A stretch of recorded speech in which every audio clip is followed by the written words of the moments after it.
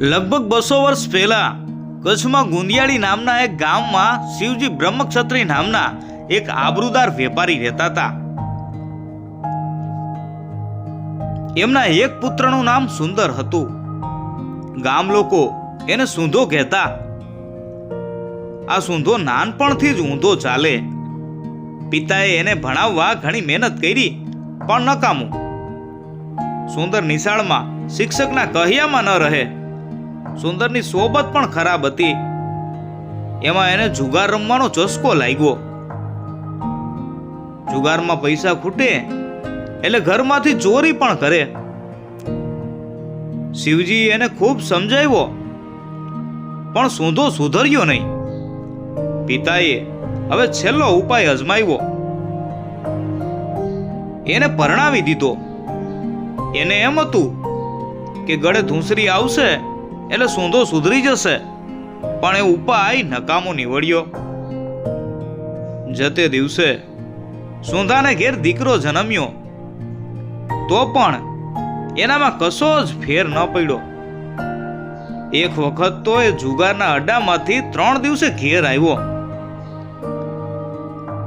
આખરે પિતાએ કંટાળીને એને મિલકતમાંથી ભાગ આપ્યો અને જા તારું મોટું કાળું કર એમ કહી અને ઘેરથી રજા આપી દીધી. સૂંધાને તો ભાવતું તું અને વૈદે કીધું. એણે નવું ઘર વસાવ્યું પણ ટેવ તો સુધારી નહીં. 1 મહિનામાં તો એણે બધી મિલકત સાફ કરી નાખી. એને થયું હવે તો કંઈક ધંધો રોજગાર કરવો પડશે, પણ એને માટે મૂડી ક્યાંથી લાવવી? પિતાને તો કહેવાય એવું રહ્યું નહોતું. પત્નીને પિયર મોકલી દીધી અને એ ધંધાની શોધમાં નીકળી પડ્યો. રખડતા રખડતા એક દિવસ સૂંધાને ભુજના નગર શેઠનો ભેટો થઈ ગયો. નગર શેઠ સૂંધાના પિતાને સારી રીતે ઓળખતા હતા. એમણે સૂંધાને ઠપકો આપ્યો, પણ તે સાથે વેપાર માટે પૈસા પણ આપ્યા. સૂંધાને થયું હવે વેપાર શેનો કરવો? ગામના અજાજી જાડેજાએ એને ઘોડાઓ પારખવાનું શીખવાડ્યું હતું. કચ્છના ઘોડાનો વેપાર કરવાનો એણે વિચાર કર્યો. પેલા જ સોદામાં સૂંધાને બમણો નફો થયો. ઘોડા લઈને જેવો એ મલબાર કાંઠે ઉતર્યો કે તરત જ અંગ્રેજોએ એના ઘોડા ખરીદી લીધા. એ દિવસોમાં અંગ્રેજો અને મૈસૂરના ટીપુ સુલતાન વચ્ચે લડાઈ હાલતી હતી. બંનેને ઘોડાની ઘણી જરૂર રહેતી, એટલે સુંદરજીનો વેપાર ધમધોખાર ચાલવા લાગ્યો. અંગ્રેજોએ તો એને મોટી રકમ આપી અને ઘણા ઘોડા લઈ આવવાનું કહ્યું. આટલા બધા પૈસા કચ્છ કેવી રીતે લઈ જવા? એટલે એ પૈસામાંથી એણે ઝવેરાત લીધું. કચ્છમાં એ ઝવેરાતના સારા પૈસા ઉપજ્યા. આમ ધંધો જામવા માંડ્યો. એટલે સૂંધો હવે સુંદરજી બન્યો. ઘોડાના વેપારમાં એ ઘણું કમાયો.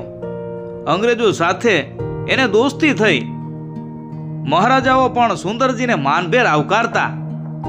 ધંધા માટે એણે દેશભરમાં 40 જેટલી શાખાઓ ખોલી.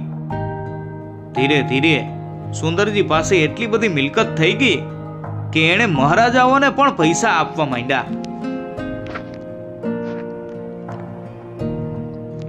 પોતાના વતન કચ્છના મહારાવના અંગ્રેજો સાથેના સંબંધો એણે સુધારી આપ્યા. અંગ્રેજોને તો સુંદરજીના ડાપણમાં એટલો બધો વિશ્વાસ હતો કે ગુજરાતમાં દેશી રજવાડા સાથે વાટાઘાટ કરવાની હોય ત્યારે સુંદરજી શેઠને વચ્ચે રાખતા. હવે તો સુંદરજી શેઠ જ્યાં જતા ત્યાં મોટા મહારાજા જેટલું એમનું સન્માન થતું. આમ એક દિવસનો જુગારી રખડું સૂંધો શાહ સોદાગર એટલે કે મોટો વેપારી બન્યો. આમાં નસીબની બલહારી હતી, પણ તે સાથે જોખમ ખેડવાની અને દુઃખ વેઠવાની તૈયારી હતી. આ ઉપરાંત જે કામ હાથમાં લીધું એને પાર પાડવા સુધી ખંત કરવાની તૈયારી પણ હતી. સુંદરજીએ પોતાનો અઢળક પૈસો દાન ધર્મ પાછળ પણ ઘણો ખર્ચ્યો. એમણે મોટી મોટી સખાવતો કરી. કચ્છમાં એમણે કોટેશ્વર, આશાપુરા માતા, ધીણોધર, રાવળપીર જેવા ઘણા મંદિરો બંધાવ્યા. આજે પણ આ મંદિરો સુંદરજી શેઠની યાદ તાજી કરાવી રહ્યા છે.